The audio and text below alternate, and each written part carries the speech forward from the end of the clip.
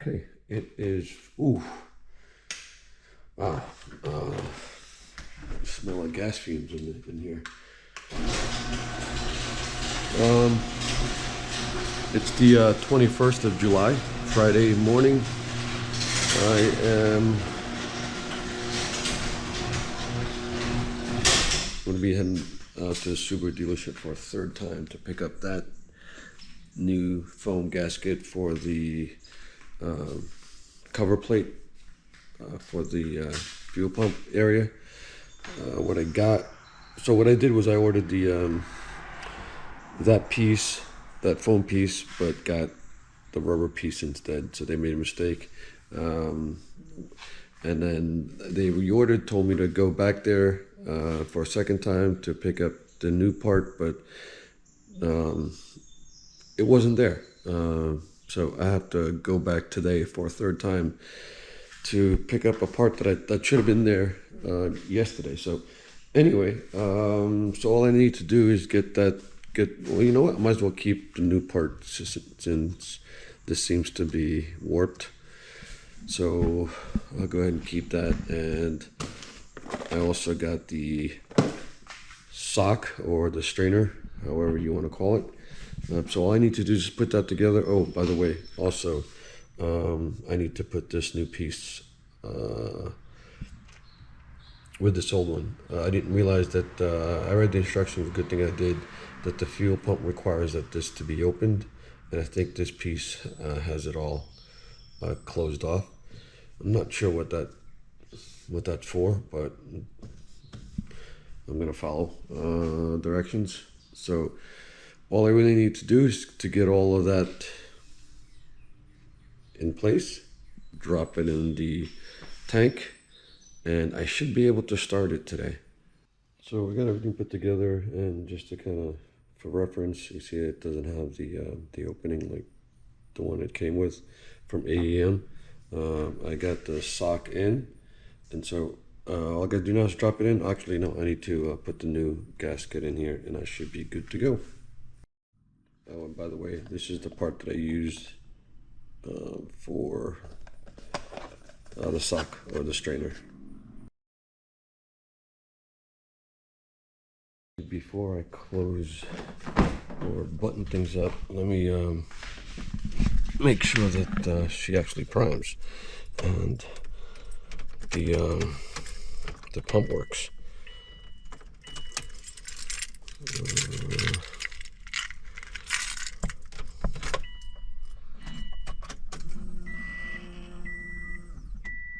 Yep, here, so it should be good.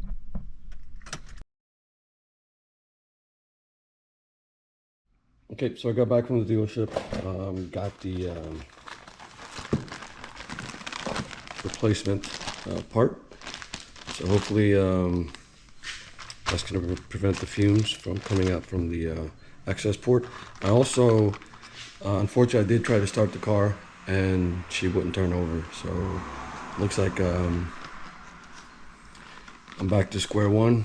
What I did do is pick up a hotter set of plugs because what I got was one step colder, and so I'm going to replace the plugs and see if she'll start that way, and if she continues to have a hard start after that first start, and I'm pretty sure she will start with new plugs. I'm going to take out the brand new coils and put the old coils back, and hopefully these guys will work. Yeah, anyway, give that a shot. I think I'll be spending the rest of the day doing that. Okay, so did all the plugs, got them all back together. I'm gonna try starting her now and see how she goes with the new plugs. Okay, so I don't know what I covered last, but I went ahead and swapped coils with the old coils, and it's the same scenario. Wouldn't start. I did wanted to try something which I had Miles try to start the car with me disconnecting the map sensor, and although it was difficult to start, she did start, and to maintain it to keep it from running, he had to keep it above 2,500, 3,000, and modulate the throttle so that it doesn't die. And then when I connected it, while he had it semi-running, it died. I'm going to assume that it could be a faulty map. So I'm going to go ahead and borrow Nate's. I think he has a spare one, and I'm going to see whether or not I can use that. Okay, so it's Saturday morning, and you guys can probably see, to make matters worse, to add salt to the wound, the garage door broke last night, and it's a broken gear. So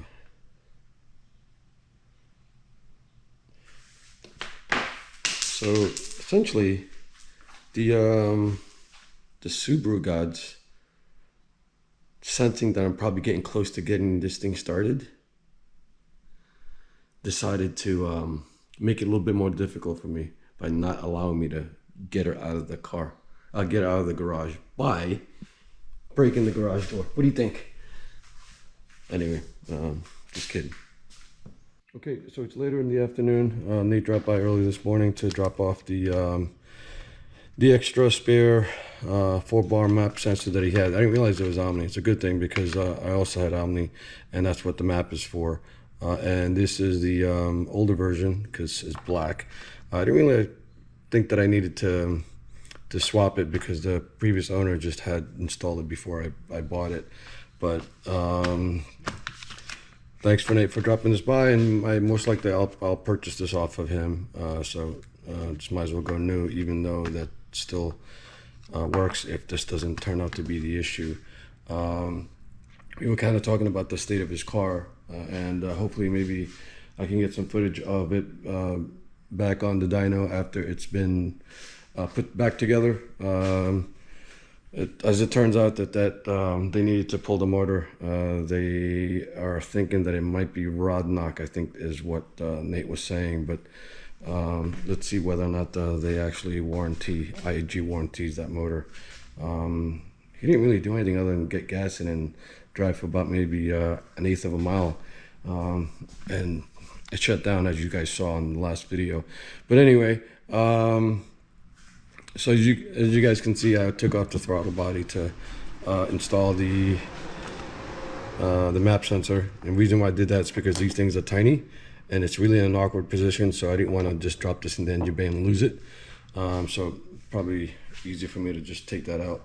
And also I wanted to make sure that with all the issues that I'm having to start out, checking to see if maybe there has any oil in there. But when I did remove it, I mean, it really smelled a great deal amount of fuel coming out of that intake manifold. So she's somewhat flooded, I would guess.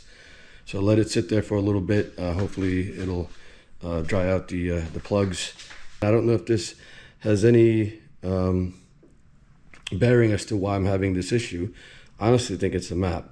The intake manifold was 2 pounds short of the actual torque spec for tightening. So I tightened it back, and you know, she does have phenolic, I don't know how you pronounce that, spacers on there, so maybe that has a little bit of a play in how the torque is. I also went ahead and put the seat back and put everything back on how it should. I have to find somebody parting out an STI because I need the panels. You know, I don't like it bare like that, but anyway, it's not really being seen, so not a big deal. Okay, so I'll keep you guys posted and let you know what happens when I put everything back together. Let me shut off the. I don't want to get copyrighted. Mute it. So change the map, and she started right away. So it appears to be a bad map sensor. So that's just the first start. So I'm gonna let her run for a little bit, and then try to see if she'll start right up on the second run. because the last time she was running like this, she didn't want to restart the second time hot. So I'm gonna let her run for about 5 minutes and see what happens. But so far so good. I decided to throw the fan on. If I'm gonna let it idle for a while, I don't want it to overheat. Okay, she started right up the second time around. So I would drive it out today, and since it's nice out, but she's not insured and she doesn't have tags, so I gotta be a good boy and get that done first before I take her out. She's running well. No check engine light, no codes, nothing leaking.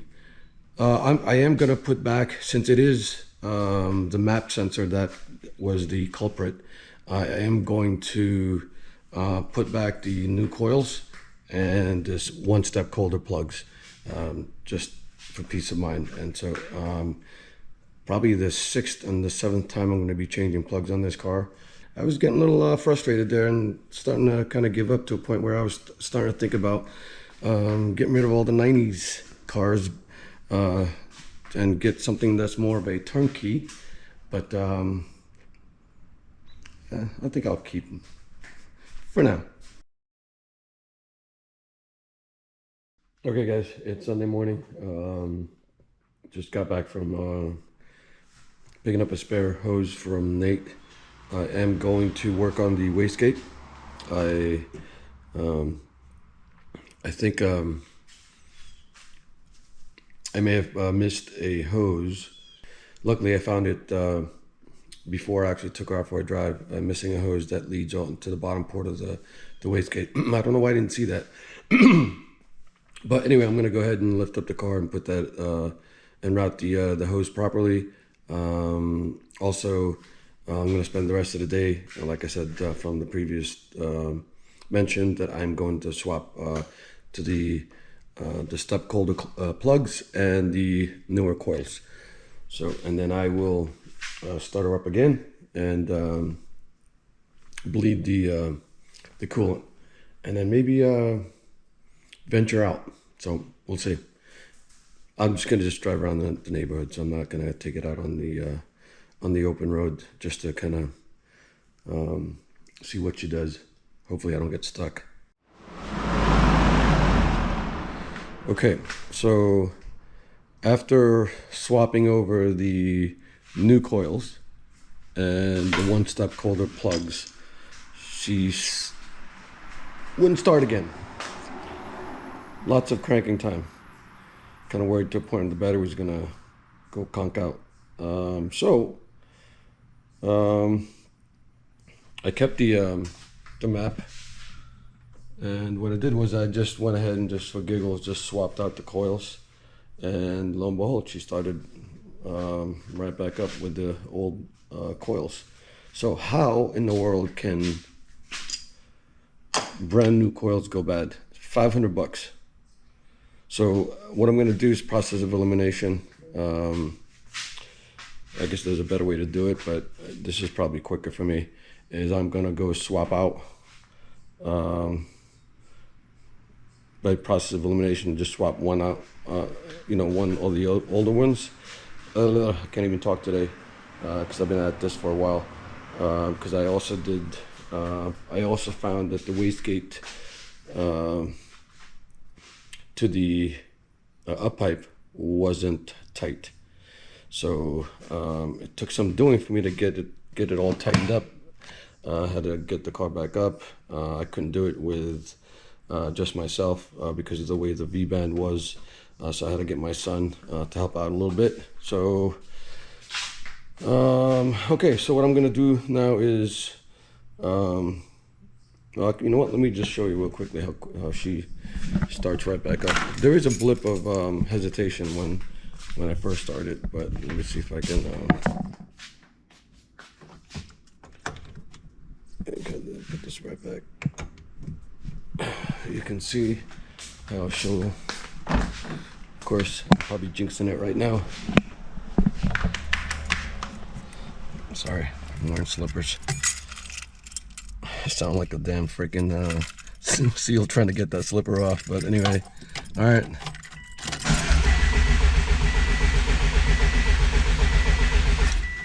Oh, you know what? I spoke too soon.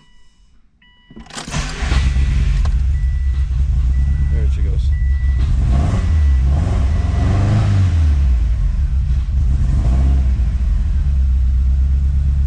So, doesn't start right away. Maybe what I should have done is I should have left it on the on position just to build the fuel pressure. But she starts right back up, so I don't know what's going on. But anyway, so I guess I'll start swapping out the coils and see what I get out of it.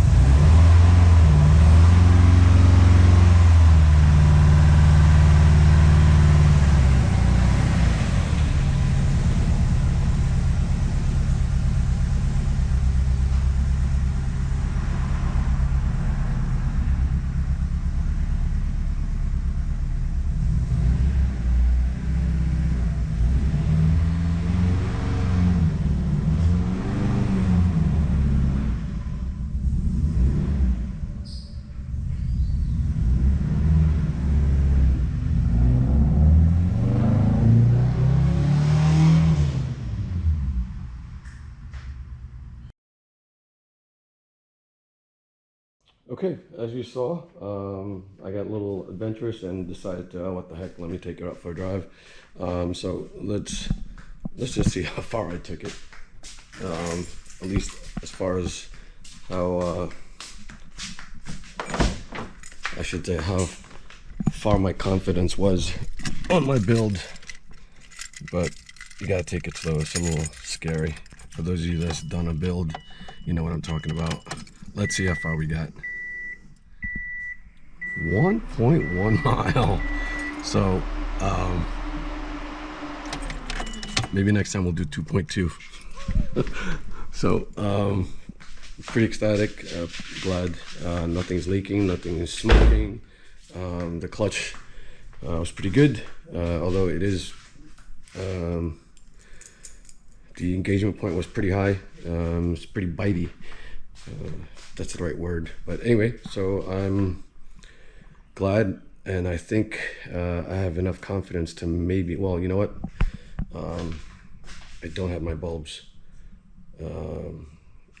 Lent those out to Jake. I'll just probably grab a new set. Yeah, so I could probably venture it out tonight. Okay, I'm not out of the woods yet. Took it out for another drive. I put in another 3.5 miles. Just slowly, gradually, just working my way up. I think it might have been a good thing, because as soon as I got here and shut off the car, she died, and I couldn't start her back up.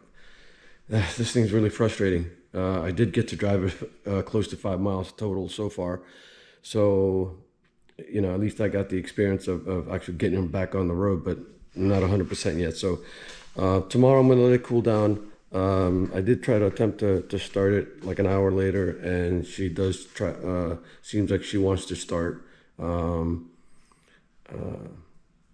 And I don't know if it's just flooded. And if that's the case, then I'm gonna just maybe point to the map that maybe the fuel trims is way too high upon startup, and maybe causing some flooding issues. I don't know. So I'm not a mechanic, nor am I a tuner. So follow at your discretion. So this is a DIY, build an STI, and I'm getting close, but not confident yet that she can make the trek to the 2.5 to 3 hour trek to New Jersey.